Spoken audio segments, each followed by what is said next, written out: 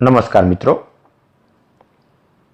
હું ડૉક્ટર રમેશ કાલિયા આ ચેનલમાં આપ સૌ મિત્રોનું હાર્દિક સ્વાગત કરું છું. આજે આપણે એવા મુદ્દાની ચર્ચા કરવા જઈ રહ્યા છીએ કે દિલ્હી સલ્તનતનો જે મુસ્લિમ શાસનકાળ હતો તે સમયગાળા દરમિયાન દક્ષિણ ભારતમાં એક હિન્દુ રાષ્ટ્રનું નિર્માણ થયું હતું અને એ હિન્દુ રાજ્ય એટલે વિજયનગર સામ્રાજ્ય. આમ વિજયનગર સામ્રાજ્ય અને કૃષ્ણદેવરાયના અનુસંધાને માહિતી મેળવીશું. આમ જોઈએ તો વિજયનગર સામ્રાજ્યની સ્થાપના હરિહર અને બુક્કા નામના બે ભાઈઓએ ઈસવીસન 1336માં કરી હતી. આ હરિહર અને બુક્કાએ મૂળ યાદવ વંશીય શાસકો ગણવામાં આવે છે. ઇતિહાસમાં એવી નોંધ કરવામાં આવી છે કે આ યાદવ વંશીય શાસક જે હરિહર અને બુક્કા રહેલા છે તેઓ વારંગલ રાજ્યના કાકતીય વંશના શાસકોના એ સામંતો રહેલા હતા. આ વિજયનગર સામ્રાજ્ય ઉપર કુલ 4 રાજવંશોએ શાસન ચલાવ્યું હતું. તેમાં એક સંગમ વંશીય શાસકો જેની શરૂઆત હરિહર અને બુક્કા નામના બે ભાઈઓએ પોતાના પિતાના નામ ઉપરથી એ સંગમ વંશ એવું નામ રાખ્યું હતું, જેણે વિજયનગર સામ્રાજ્યની અંદર મજબૂત શાસન વ્યવસ્થા સ્થાપિત કરવાની શરૂઆત કરી હતી. આ વિજયનગર સામ્રાજ્યની સ્થાપના તુંગભદ્રા નદીના કિનારે સ્થાપિત કરવામાં આવી હતી, જેની રાજધાની હમ્પી હતું કે જે હસ્તિનાવતી તરીકે પણ ઓળખાય છે. હરિહર અને બુક્કાએ તેના ગુરુ માધવ વિદ્યારણ્યના આશીર્વાદ લઈ રાજગાદી પ્રાપ્ત કરી હતી. તેથી આ વિજયનગર સામ્રાજ્ય એ વિદ્યાનગર તરીકે પણ ઓળખાય છે, જેનું ઇતિહાસમાં મહત્વનું સ્થાન રહેલું જોવા મળે છે. ત્યારબાદ બીજો રાજવંશ હતો સાલુ વંશ, તુલુ વંશ અને અરવિંદુ વંશ. આમ વિજયનગર સામ્રાજ્યમાં કુલ 4 રાજવંશોએ શાસન સંભાળ્યું હતું, જેના પરિણામ સ્વરૂપે આ વિજયનગર સામ્રાજ્ય એ માત્ર દક્ષિણ ભારતના ઇતિહાસમાં જ નહીં પરંતુ ભારતના ઇતિહાસની અંદર મહત્વનું સ્થાન ધરાવે છે. કૃષ્ણદેવરાય એ તુલુવ વંશીય રાજા હતા. આ તુલુવ વંશની સ્થાપના વીર નરસિંહે ઈસવીસન 1505ના સમયગાળા દરમિયાન કરી હતી. તુલુવ વંશની અંદર કૃષ્ણદેવરાય એ સૌથી વધારે શક્તિશાળી શાસક ગણવામાં આવે છે. તેનો રાજ્યાભિષેક 8 ઓગસ્ટ 1509ના રોજ કરવામાં આવ્યો હતો, જેના પરિણામ સ્વરૂપે તુલુવ વંશની જે સામ્રાજ્યની જે રાજનીતિ જે રહેલી હતી તે દિન પ્રતિદિન શક્તિશાળી બનવા લાગી હતી. કારણ કે તુલુ વંશના શાસકોમાં કૃષ્ણદેવરાય એ સૌથી પ્રતાપી શાસક તરીકે ઇતિહાસની અંદર મહત્વનું સ્થાન ધરાવે છે. કૃષ્ણદેવરાયે પોતાના શાસનકાળ દરમિયાન અનેક સિદ્ધિઓ હાંસલ કરેલી હતી. તેમાં સાહિત્ય ક્ષેત્રે પણ તેણે મહત્વની સિદ્ધિઓ હાંસલ કરેલી હતી. કારણ કે પોતાના શાસનકાળ દરમિયાન કૃષ્ણદેવરાયે તેલુગુ ભાષા સાહિત્યને પ્રોત્સાહન આપ્યું હતું, જેના પરિણામ સ્વરૂપે કૃષ્ણદેવરાયે પોતાના શાસનકાળ દરમિયાન અનેક વિદ્વાનો, કવિઓ અને સાહિત્યકારોને પણ પોતાના રાજ્યની અંદર રાજ્યાશ્રય આપ્યો હતો. કૃષ્ણદેવરાય પોતે એક સાહિત્યકાર અને વિદ્વાન હોવાથી તેણે તેલુગુ ભાષામાં આમુક્ત માલ્યદા નામે મહાકાવ્યની રચના કરી હતી, જ્યારે સંસ્કૃત ભાષામાં જાંબવતી કલ્યાણમ નામના નાટકની તેણે રચના કરી હતી. કૃષ્ણદેવરાય એ વિદ્વાન હોવાના પરિણામ સ્વરૂપે પોતાના રાજદરબારની અંદર તે વિદ્વાનોને આવકાર આપતો હતો, જેના પરિણામ સ્વરૂપે કૃષ્ણદેવરાયના રાજદરબારમાં 8 શ્રેષ્ઠ કવિઓ રહેતા હતા, જે ઇતિહાસમાં અષ્ટદિગ્ગજોના નામે ઓળખવામાં આવે છે. આમ કૃષ્ણદેવરાયના રાજદરબારની અંદર મહત્વના વિદ્વાન, સાહિત્યકાર કે રાજકવિ તરીકે જે કોઈ મહત્વનું જો સ્થાન પ્રાપ્ત કર્યું હોય તો એ રાજકવિ હતા અલ્લાસીન પેન્ડુ નામના વિદ્વાન. એ મહત્વના એક કવિ તરીકે પણ નામના મેળવી હતી. કૃષ્ણદેવરાય સાહિત્ય અને વિદ્વાનો ઉપરાંત તેણે સ્થાપત્ય કલા ક્ષેત્રે પણ સિદ્ધિઓ હાંસલ કરી હતી. કારણ કે કૃષ્ણદેવરાયે નાગલપુર નામનું શહેર વસાવી ત્યાં લોકોના વસવાટ માટે આ શહેરને ખૂબ મહત્વ આપ્યું હતું. આ ઉપરાંત કૃષ્ણદેવરાયે હજારા રામસ્વામીનું બંધાવેલું મંદિર સ્થાપત્ય કળાની દ્રષ્ટિએ ખૂબ જ મહત્વનું મંદિર ગણવામાં આવે છે. આ મંદિરની પ્રશંસા તેલુગુ, તમિલ અને સંસ્કૃત ભાષાના સાહિત્યની અંદર પણ પ્રશંસા આપણને થયેલી જોવા મળે છે. આ ઉપરાંત કૃષ્ણદેવરાયે વિદેશી શાસકો સાથે, વિદેશી વેપારીઓ સાથે સારા સંબંધો બાંધી અને પોતાના સામ્રાજ્યને મજબૂત બનાવવા માટેના પ્રયાસો કર્યા હતા, જેના પરિણામ સ્વરૂપે કૃષ્ણદેવરાયે પોર્ટુગીઝના ગવર્નર અલ્બુકર્કને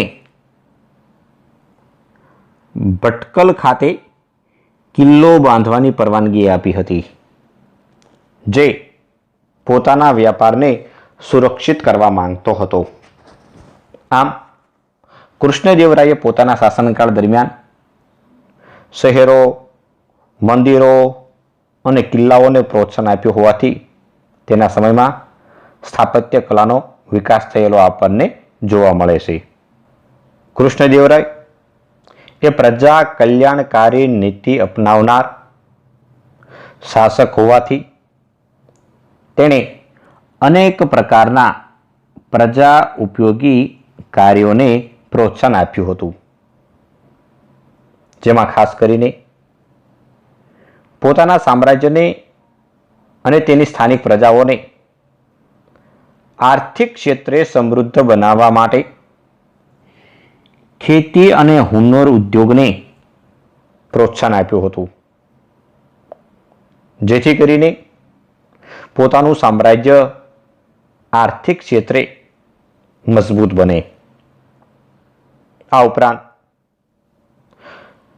કૃષ્ણદેવરાયે લોક ઉપયોગી કાર્યોમાં કુવા, વાવ, તળાવ અને ધર્મશાળાઓનું પણ નિર્માણ કરાવ્યું હતું. કારણ કે એ સમયગાળા દરમિયાન જ્યારે લોકો એક જગ્યાએથી બીજી જગ્યાએ જે વટેમાર્ગુ કરતા હોય ત્યારે તેમને એ વિસામો કરવા માટે એ ધર્મશાળાઓ એટલે કે આરામ ગૃહો પણ બંધાવ્યા હતા. જેના પરિણામે કૃષ્ણદેવરાય પોતાના સામ્રાજ્યની પ્રજાના માનસમાં લોકપ્રિય બન્યો હતો. તેથી વિજયનગર સામ્રાજ્યના લોકો કૃષ્ણદેવરાયને પોતાના સેવક અને સ્વામી તરીકે ઓળખાવતા હતા. આમ કૃષ્ણદેવરાયે પોતાના સામ્રાજ્યના લોકોના માનસની અંદર ખૂબ લોકપ્રિયતા મેળવી હતી. આ ઉપરાંત કૃષ્ણદેવરાયે પોતાના શાસનકાળ દરમિયાન રાજ્યની આવકના 4 વિભાગો પાડ્યા હતા. તેમાં રાજ્યની આવકના જે 4 વિભાગો પાડ્યા હતા તેમાંની કુલ આવકમાંથી 1 ભાગ એ મહેલના નિભાવ માટે જતો હતો, 2 ભાગ લશ્કરના નિભાવ માટે અને 4થો ભાગ રાજ્યની તિજોરીમાં જમા થતો હતો. જે આપત્તિ એટલે કે મુશ્કેલી સમયે આવેલી રકમ એ પ્રજાના કલ્યાણ માટે, લોકોના લોક ઉપયોગી કાર્યો માટે તેનો ઉપયોગ કરવામાં આવતો હતો.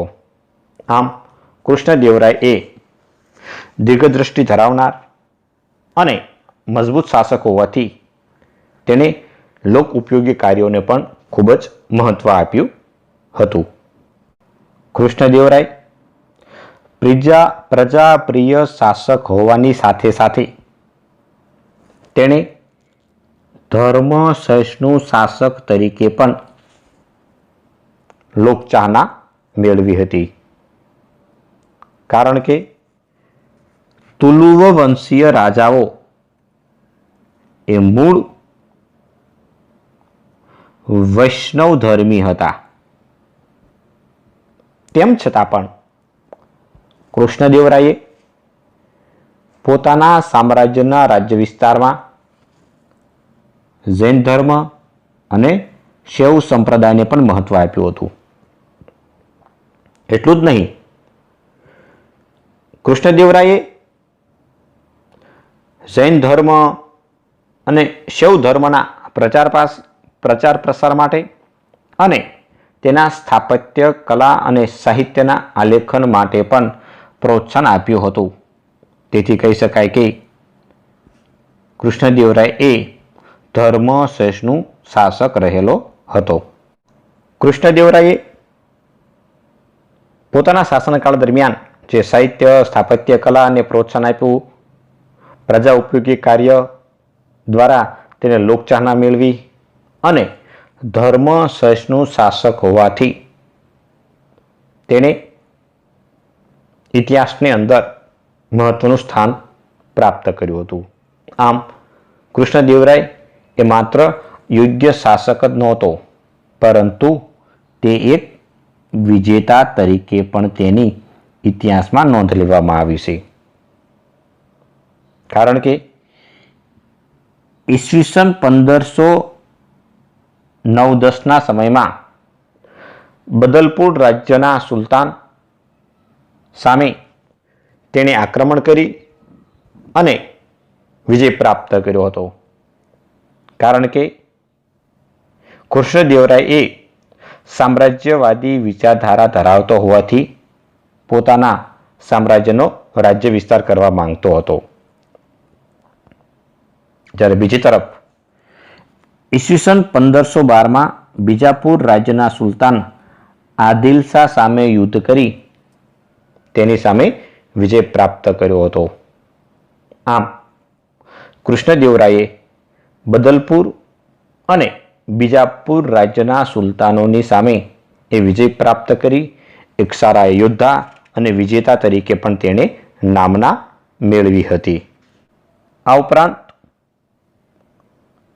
કૃષ્ણદેવરાયે ઈસવીસન 1513 થી ઈસવીસન 1518 સુધીના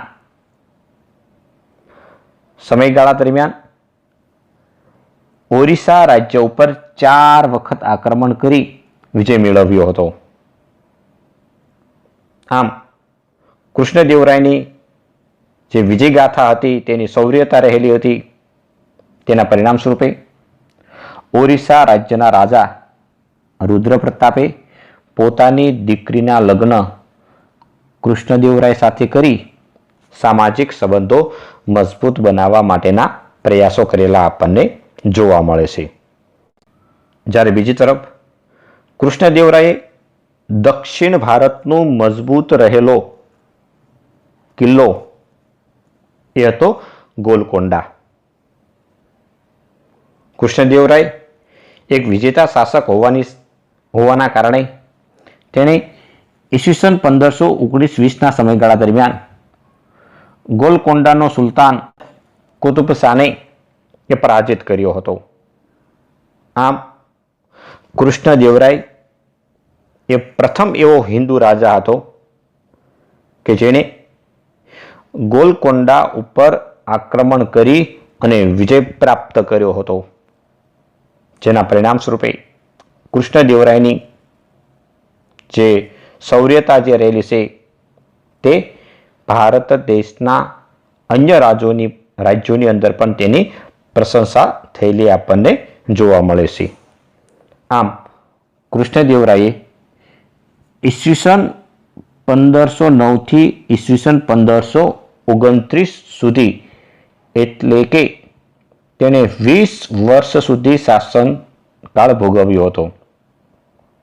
જેમાં તેણે સાહિત્ય, સ્થાપત્ય કલા, વ્યાપાર અને પ્રજા ઉપયોગી કાર્ય કર્યા હોવાથી તેણે માત્ર વિજયનગર સામ્રાજ્ય કે દક્ષિણ ભારતના ઇતિહાસમાં જ નહીં પરંતુ ભારતના ઇતિહાસની અંદર તેણે મહત્વનું સ્થાન પ્રાપ્ત કર્યું હતું. આમ કૃષ્ણદેવરાયે આંધ્ર ભોજની ઉપાધિ મેળવી હતી કારણ કે તેણે સાહિત્ય ક્ષેત્રે પ્રોત્સાહન આપ્યું હોવાથી તેણે આંધ્ર ભોજ તરીકે ઉપાધિ મેળવી હતી. આમ કૃષ્ણદેવરાયે પોતાના શાસનકાળ દરમિયાન વિદેશી જે વેપારીઓ જે રહેલા હતા તેને પણ આવકાર્યા હતા. તેના સમયમાં પોર્ટુગીઝનો વ્યાપારી ડોમિંગોસ પાયસ કે જે ઈસવીસન 1515ના સમયગાળા દરમિયાન તેના રાજદરબારમાં આવ્યો હતો. ત્યારબાદ ઈસવીસન 1516ના સમયગાળા દરમિયાન તેના રાજદરબારમાં બીજો પોર્ટુગીઝ વેપારી આવ્યો હતો અને જે હતો બારબોસા.